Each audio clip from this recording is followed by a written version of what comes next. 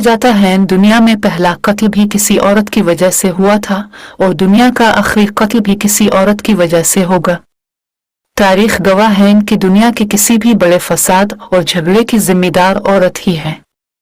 मेरी जिंदगी की ये पुरस्कार और हैरत अंगेज दास्तान जिसकी बुनियाद एक औरत है, जिसकी वजह मेरी ये दास्तान जो कि हैरत अंगेज वाकयात पर बनी है। ऑफिस में मेरे साथ जो खातून थी इनमें से पहली का नाम अनीला था, जो कि 40 साल की उम्र की थी और वो क्रिश्चियन खातून थी। अनीला की शादी को 4 साल ही हुए थे कि इसके शौहर का इंतकाल हो गया था। इसके बाद अनीला अपने शौहर से इस कदर मोहब्बत करती थी कि इसने दोबारा शादी नहीं की। ऑफिस में एक बूढ़े तारिक भी थे जिसने अनीला को मजहब और मिल्लत का वास्ता देकर शादी के लिए कायल करना चाहा, मगर उसने शादी न करने की कसम खा रखी थी। बूढ़ा तारिक अपना दिल अपने थैले में रखकर खामोशी से पीछे हट गया। दूसरी खातून एक लड़की थी जिसका नाम शमाइला था। शमाइला बहुत खूबसूरत थी, लेकिन वो बहुत ज्यादा फैशनेबल और मॉडर्न थी। एक दिन बस में सफर कर रहा था, आंखें बंद किए ज्यादा देर नहीं हुई थी कि अचानक एक अजीब नागवार किस्म की बदबू मेरी शामा से टकरा थी। बदबू इंतहा तेज थी जिसकी वजह से मेरी आंख खोल गए। बदबू बिल्कुल ही मेरे पास से ही आ रही थी। वो बदबू ऐसी थी कि जैसे पुराना गोश्त पूरा सड़ गया हो। मैंने उधर उधर देखा तो चौंक गया कि क्योंकि मेरे साथ वाली सीट जो खाली थी इस पर एक शख्स कंबल में लिपटा पड़ा था। इसका चेहरा भी कंबल से ढका हुआ था। तेज किस्म की बदबू इसके पास से मुझे आ रही थी। बदबू इस कदर तेज थी कि इसको पूरी बस में फैल जाना चाहिए था, लेकिन हैरत यह थी कि बस में को भी इस बदबू से मुतासिर नजर नहीं आ रहा था। मैंने पूरी बस में नजर दौड़ा, मुझे को भी मुसाफिर परेशान नजर नहीं आया। वो बदबू ऐसी थी कि जैसे कहीं लाश सड़ रही हो। भाई कौन हो तुम, किसी दूसरी जगह जाकर बैठो, बहुत ज्यादा बदबू आ रही है। मैंने इसका कंबल उठा। कंबल हिलाते ही एक निहायत ही गंदा सा एहसास मेरे पूरे जिस्म में दौड़ गया। मैंने घबराकर हाथ खींच लिया। मेरे हिलाने पर उसने को हरकत नहीं की। मैंने सोचा न जाने कौन है, इसको ऐसी कौन सी बीमारी है जिसकी वजह से इसका जिस्म बदबूदार हो गया है। मैंने फौरन अपनी सीट बदलने का सोचा। मैं उठकर उसके दरमियान से निकलना ही चाहा। मैंने उसकी तरफ निहायत गुस्से से देखा। अचानक इसने अपने मैले कुचले कंबल से मुंह बाहर निकाला। इसके चेहरे को देखकर खौफ का एक एहसास था जो कि मेरे अंदर सरायत करता चला गया। अजीब सा मकरू और नहुसत से भरपूर चेहरा था। इसका चेहरा किसी तवे की तरह सिया था। सर के सारी बाल सिया और घुंघरियाले थे और आंखें छोटी छोटी और होंठ मोटे और हबशियों की तरह थे। इसकी छोटी छोटी आंखों में एक अजीब किस्म की चमक फैली हुई थी। मुझे वो आंखें अपने जिस्म के आर पार होती महसूस हो रही थी। ना जाने क्यों इसका चेहरा देखकर मुझे यूं महसूस होता कि ये किसी जिंदा इंसान का चेहरा ना हो। अजीब बेरौनकी और नहुसत थी। कौन हो तुम, मैंने सख्त लहजे में पूछा। साफ महसूस हुआ ना जाने क्यों मुझे अपने अंदर थरथराहट सी दौड़ती हुई महसूस हुई। खौफ के एहसास मैंने अपने अंदर दौड़ते हुए महसूस किया। वो मुझे मुज़हका खेज नजरों से घूर रहा था। वो मुझे देखकर हंस पड़ा, इस तरह के इसके घूरने पर मुझे 100% यकीन हो गया कि वो पागल है। मैंने जाने के लिए जोर लगाया, लेकिन शायद इसमें मुझसे ज्यादा दम था। मेरे जोर लगाने पर वो बेहरकत रहा और मुझे घूरने लगा। किधर से ना जाने कैसे पागल चढ़ा रखे हैं। मैंने चीख कर कहा। मुझे इस तरह चीखता देखकर अगली सीट के सारे मुसाफिर मेरी तरफ मुतवज्जे हो गए। क्या हुआ भाई, क्यों चीख रहे हो? मुझसे आगे वाली सीट के एक बड़े मियाँ ने मेरी तरफ देखा। ना जाने कैसे कैसे गंदे लोग चढ़ जाते हैं। मैंने बड़े मियाँ की तरफ मुतवज्जे होकर कहा, कौन गंदे लोग, कहाँ हैं? बड़े मियाँ ने मुझे देखकर हैरानगी से कहा, यहाँ। मैंने सीट की तरफ देखा तो वहाँ कोई ना था। वो गंदा और मकरू इंसान गायब हो चुका था। मैं हैरान हो गया। खौफ की एक लहर सारे जिस्म में दौड़ गए। वो गंदा इंसान कौन था? क्या मेरी आंखों को धोखा हुआ था?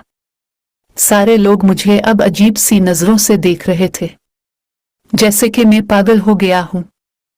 इसी असना में मेरा बस स्टॉप आ गया। मैं फौरन ही बस से उतर गया। मेरा जहन मुस्तकिल ही सोच रहा था कि वो बदबूदार इंसान कौन था, मुझसे क्या चाहता था। यही सारे सवालात मेरे जहन में घूम रहे थे। इसी दौरान मैं ऑफिस में पहुंच गया। हसब तवक्को शमाइला सबसे पहले पहुंची हुई थी। इसकी आमद के बाद ही सारा स्टाफ पहुंचा करता था। मैंने इसकी तरफ देखा। इसने मुझ पर नजर डाली और वापस अपने काम में मसरूफ होगी। मैं भी अपनी सीट वगैरह को साफ करके कंप्यूटर खोल कर बैठ गया। कल का जरूरी काम आज पूरा करना था और कल मीटिंग हुई थी, इसके भी तैयार करके सबमिट करने थे। अचानक मेरी नजर शमाइला पर पड़ी और मैं फिर इसको देखता ही रह गया। शमाइला और मुझे साथ काम करते हुए 6 माह हुए थे। इन 6 माह में पहली बार शमाइला को देखने का मेरा ये जाविया तब्दील हुआ था। वो बहुत खूबसूरत नजर आ रही थी। वो पहले कभी इतनी खूबसूरत नजर नहीं थी। उसने सफेद रंग का कुर्ता शलवार पहन रखा था और चेहरे पर लिबास की मुनासबत से मेकअप कर रखा था। उसकी आंखें इस कदर गहरी झीलों से भी ज्यादा थी। इसके खूबसूरत और लरसते लबों को देखकर मुझे वो गुलाब याद आ गए जिन पर शबनम के कतरे छलक उठे हों। बस मोहब्बत का एहसास मेरे दिल में आ गया। आज पूरा दिन मुझसे काम ही ना हुआ। बस मैं इसी को देखता रहा। मेरी नजर को इसने भी महसूस किया था।